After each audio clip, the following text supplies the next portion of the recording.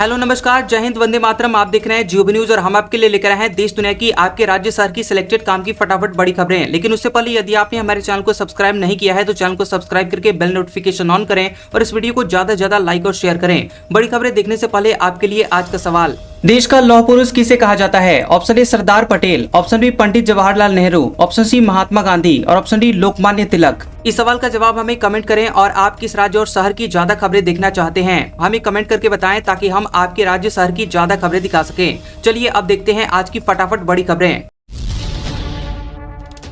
Petrol 120 रुपए litre तक पहुंच सकता है, वजह तेल सप्लाई का सबसे बड़ा रास्ता बंद कर सकता है ईरान। क्रूड ऑयल $80 हुआ। बता दें कि ईरान की संसद ने हाल ही में अमेरिकी हवाई हमलों के जवाब में स्ट्रेट ऑफ हॉर्मुज को बंद करने का प्रस्ताव पास किया है। अगर स्ट्रेट ऑफ हॉर्मुज बंद होता है तो इसका असर भारत में पेट्रोल डीजल के दाम पर पड़ सकता है। ऐसा इसलिए क्योंकि ये तेल व्यापार का अहम रास्ता है। इस खबर के सामने आने के बाद क्रूड ऑयल के दाम बढ़कर $80 प्रति बैरल के करीब पहुंच गए। वहीं भारत अपनी तेल जरूरतों का बड़ा हिस्सा इंपोर्ट करता है। अगर क्रूड ऑयल के दाम लंबे समय तक बढ़ते हैं तो तेल कंपनियों को पेट्रोल डीजल के दाम बढ़ाने पड़ सकते हैं। 4 राज्यों के 5 विधानसभा उपचुनाव। गुजरात के विसावदर, पंजाब के लुधियाना में आम आदमी पार्टी जीती। बंगाल में काउंटिंग के दौरान ब्लास्ट, बच्ची की जान गई। 4 राज्यों की 5 विधानसभा सीट पर हुए उपचुनाव का रिजल्ट आ चुका है। गुजरात की कड़ी सीट से भाजपा प्रत्याशी राजेंद्र चावड़ा जीते हैं। उन्होंने कांग्रेस के रमेश चावड़ा को हरा दिया। विसावदर पर आम आदमी पार्टी के गोपाल इटालिया जीते हैं। वहीं भाजपा के कीर्ति पटेल दूसरे नंबर पर रहे। केरल के यूडीएफ उम्मीदवार कांग्रेस के आर्यदन शौकत को जीत मिली है। उन्होंने सीपीआईएम के एम स्वराज को हराया। पंजाब के लुधियाना वेस्ट आम आदमी पार्टी के खाते में आई है और यहां संजीव अरोड़ा जीते हैं। कांग्रेस के भारत भूषण आसू दूसरे नंबर पर रहे।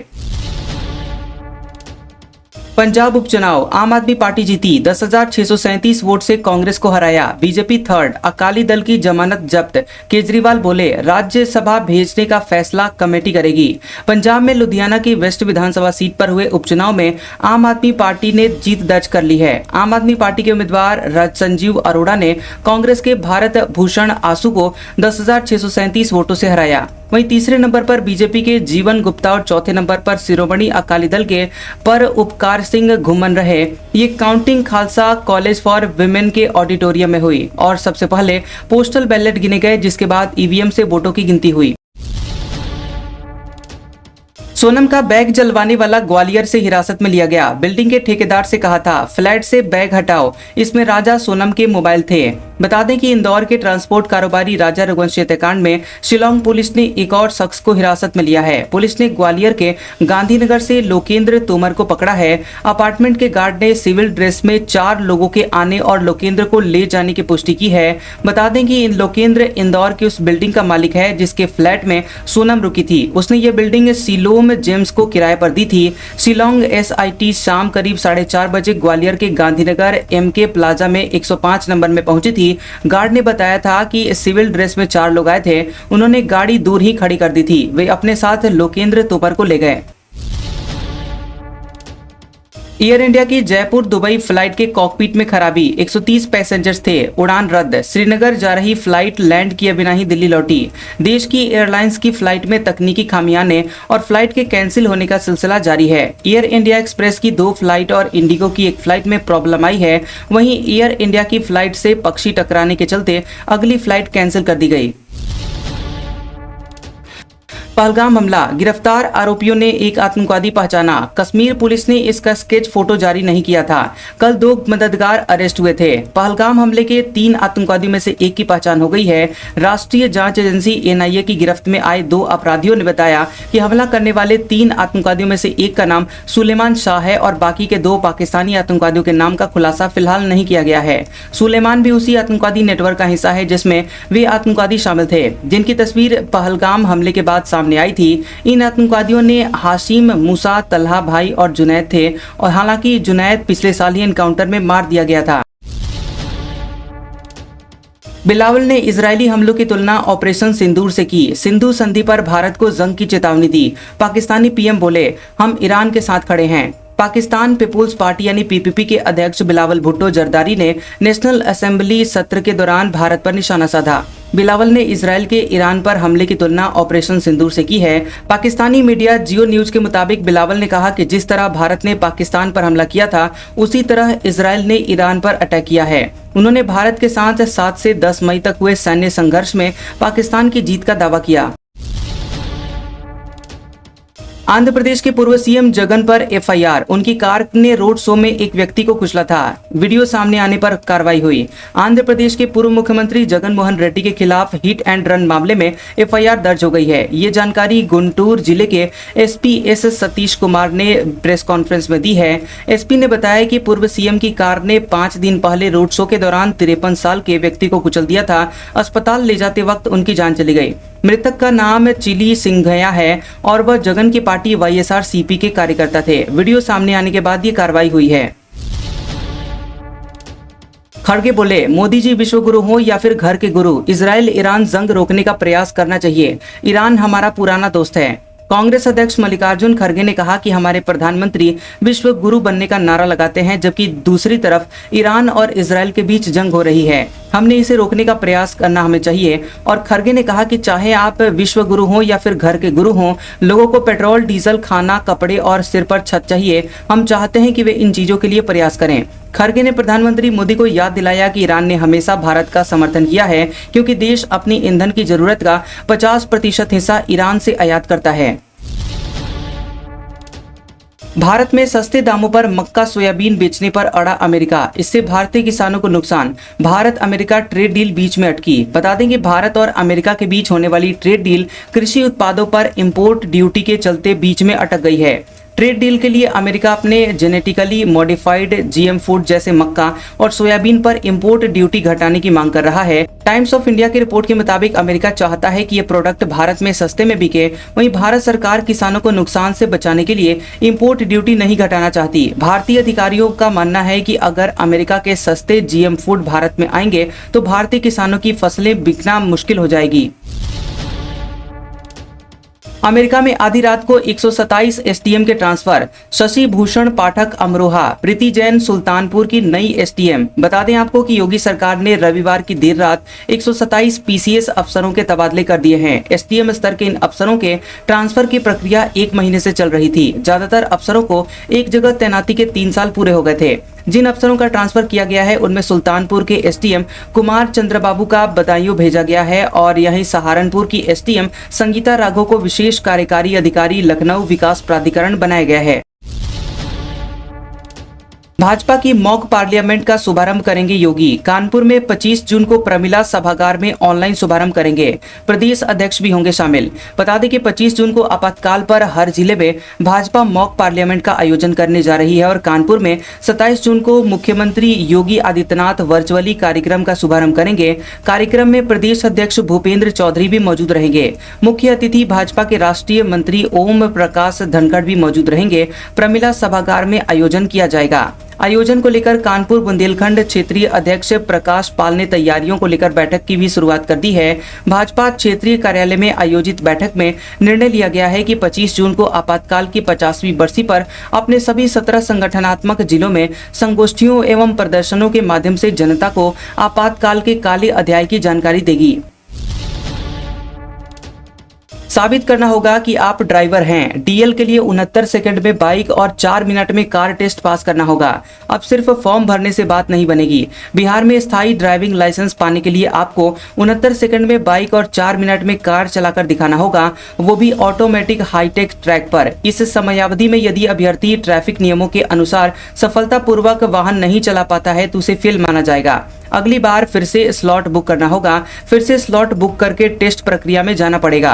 परिवहन विभाग के मुताबिक पहले चरण में पटना, दरभंगा, भागलपुर, गया, छपरा और पूर्णिया में यह नई प्रक्रिया लागू की जा रही है। फिलहाल पटना और दरभंगा में यह प्रक्रिया शुरू हो चुकी है और जल्द ही अन्य जिलों में भी लागू कर दी जाएगी। बिहार में अब स्थायी ड्राइविंग लाइसेंस बनवाने के लिए प्रक्रिया और ज्यादा तेज और पारदर्शी की जाएगी। लालू यादव ने राजद अध्यक्ष पद के लिए किया नामांकन। तेजस्वी यादव बोले, 12 टर्म पिताजी ने पूरा किया, इस बार भी उनके रहते हमें जीत की पूरी उम्मीद। राजद सुप्रीमो लालू प्रसाद यादव ने पार्टी मुख्यालय पहुंचकर राष्ट्रीय अध्यक्ष पद के लिए नामांकन दाखिल किया है। इस दौरान उनके छोटे बेटे और नेता प्रतिपक्ष तेजस्वी यादव समेत पार्टी के तमाम वरिष्ठ नेता मौजूद रहे। माना जा रहा है कि लालू यादव एक बार फिर से राष्ट्रीय अध्यक्ष उनका बनना तय है। 5 जुलाई को उन्हें औपचारिक रूप से इस पद पर घोषित किया जाएगा। नामांकन के बाद तेजस्वी यादव ने कहा कि लालू जी ने राष्ट्रीय अध्यक्ष पद के लिए नामांकन भरा है। सभी कार्यकर्ताओं में एक खुशी की लहर है। 12 टर्म उन्होंने राष्ट्रीय अध्यक्ष रहते हुए पूरा किया है। आने वाले समय में उनके रहते हुए हमें पूरी उम्मीद है कि हमें जीत मिलेगी। राजद में इन दिनों सांगठनिक चुनाव की प्रक्रिया अंतिम चरण में है और हाल ही में पार्टी ने अति पिछड़ा वर्ग से आने वाली मंगनी लाल मंडल को बिहार प्रदेश अध्यक्ष नियुक्त किया है। उन्होंने जगदानंद सिंह की जगह ली है, जो कि पिछले कुछ महीनों से पार्टी गतिविधियों से दूरी बनाए हुए थे। पटना के 21 वार्डों में डॉक्टर करेंगे फ्री इलाज। ब्लड टेस्ट से लेकर गर्भवती महिलाओं को सुविधा। Urban health and wellness centre होगा शुरू। बता दें कि सिविल अस्पतालों में भीड़ को कम करने के लिए पटना स्मार्ट सिटी द्वारा शहर के अलग अलग वार्डों में 21 जन सुविधा केंद्र तैयार किया गया था। अब इन जन सुविधा केंद्र में urban health and wellness centre की शुरुआत की जाएगी। इसके लिए सभी केंद्रों में डॉक्टरों की नियुक्ति की गई है। इन डॉक्टरों के द्वारा ओपीडी के माध्यम से लोगों का फ्री में इलाज किया जाएगा। वहीं ओपीडी में आने वाले 50% मरीज इन केंद्रों में इलाज करा सकेंगे। इन्हें जल्द ही शुरू किया जाएगा। जान लीजिए बिहार में कौन से आईएएस तेजी से निपटा रहे हैं फाइलें। ई फाइलिंग में एस सिद्धार्थ का शिक्षा विभाग सबसे आगे, हेल्थ डिपार्टमेंट सबसे पीछे। बिहार में रोज 1289 फाइलें ऑनलाइन निपटाई जा रही हैं। बीते 3 साल में 13,92,382 ई फाइलों का निपटारा किया गया है, यानी कि डेली 1,289 फाइलें। सबसे अधिक शिक्षा विभाग की रोज 486 फाइलें निपटाई जा रही हैं और इस विभाग के अपर मुख्य सचिव एस सिद्धार्थ हैं। वहीं सबसे कम लोक स्वास्थ्य इंजीनियरिंग विभाग ने 3 साल में सिर्फ 9 फाइलें ही निपटाई हैं। इसके अपर मुख्य सचिव आईएएस पंकज कुमार पाल हैं। डिजाइन फाइनल, सीएम ने जारी किया मॉडल। 120 करोड़ खर्च होंगे। पुनौरा धाम में बनेगा मां जानकी का भव्य मंदिर। 2 साल में तैयार होगा। भूमि पूजन अगस्त में होगा। अयोध्या के राम मंदिर के तर्ज पर सीतामढ़ी के पुनौरा धाम स्थित मां जानकी की भव्य मंदिर का निर्माण 2 साल में पूरा होगा। अगस्त में भूमि पूजन और शिलान्यास होगा। मुख्यमंत्री नीतीश कुमार ने सोशल मीडिया पर मंदिर के फाइनल डिजाइन का मॉडल जारी किया है। वहीं मुख्यमंत्री ने सोशल मीडिया पर लिखा कि मुझे बताते हुए अत्यंत प्रसन्नता हो रही है कि जगत जननी मां जानकी की जन्मस्थली पुनौरा धाम सीतामढ़ी को समग्र रूप से विकसित किए जाने के लिए भव्य मंदिर समेत अन्य संरचनाओं का डिजाइन अब तैयार हो गया है। इसे आपके साथ साझा किया जा रहा है। इसके लिए एक ट्रस्ट का भी गठन कर दिया गया है और हम लोग पुनौरा धाम सीतामढ़ी में भव्य मंदिर निर्माण शीघ्र पूरा करने के लिए कृत संकल्पित हैं। पुनौरा धाम में मां जानकी के भव्य मंदिर का निर्माण हम सभी बिहार वासियों के लिए गर्व और सौभाग्य की बात है। बिहार में ऑर्डिनेंस फैक्ट्री कॉरिडोर देश का नया हथियार हब बनेगा। मुंगेर, कैमूर, जमुई, बांका व अरवल में बनेंगी ऑर्डिनेंस फैक्ट्रियां। बिहार अब सिर्फ ऐतिहासिक और सांस्कृतिक पहचान से नहीं बल्कि आधुनिक हथियारों के निर्माण से भी जाना जाएगा। राज्य में ऑर्डिनेंस फैक्ट्री कॉरिडोर बनेगा, जो कि न केवल भारत की रक्षा ताकत को नई उड़ान देगा बल्कि 1 लाख से ज्यादा लोगों को रोजगार भी देगा। कॉरिडोर के निर्माण की तैयारी अंतिम चरण में है और इसमें गोला बारूद, अत्याधुनिक राइफलें, machine gun, rocket launcher, drone और बाई मॉड्यूलर चार्ज सिस्टम का निर्माण किया जाएगा। फिलहाल देश में केवल नालंदा जिले में बाई मॉड्यूलर चार्ज सिस्टम का निर्माण होता है, जो तोपों और भारी फायरिंग गन की मारक क्षमता को बढ़ाने में इस्तेमाल होता है। अमेरिका बोला, छत्तीसगढ़ संभल कर जाएं, हाई रिस्क एरिया। यूएस ने भारत के 6 स्टेट में यात्रा के लिए जारी की एडवाइजरी। भूपेश बघेल बोले, हमारे लिए शर्मनाक है। अमेरिका ने अपने नागरिकों के लिए एक ट्रैवल एडवाइजरी जारी की है, जिसमें भारत के कुछ स्टेट्स ऐसे हैं जहां पर यात्रा न करने की सलाह दी गई है। वहीं नक्सल हिंसा के चलते कुछ राज्यों में यात्रा में सावधानी बरतने की एडवाइजरी जारी की गई है। इस कैटेगरी में छत्तीसगढ़ का भी नाम है। ये एडवाइजरी अमेरिकी विदेश मंत्रालय ने जारी की है और वहां के नागरिकों को बताया गया है कि भारत के कुछ राज्यों में हालात ठीक नहीं हैं। ऐसे में वहां यात्रा करते समय मंत्रालय को इसकी पूरी जानकारी देकर ही यात्रा करें। इस एडवाइजरी को लेकर छत्तीसगढ़ में सियासी बवाल चल रहा है। वहीं पूर्व सीएम भूपेश बघेल ने लिखा कि ये है अमृतकाल। प्रधानमंत्री जी की अमेरिकी राष्ट्रपति डोनाल्ड ट्रंप से दोस्ती का ऐसा सिला है।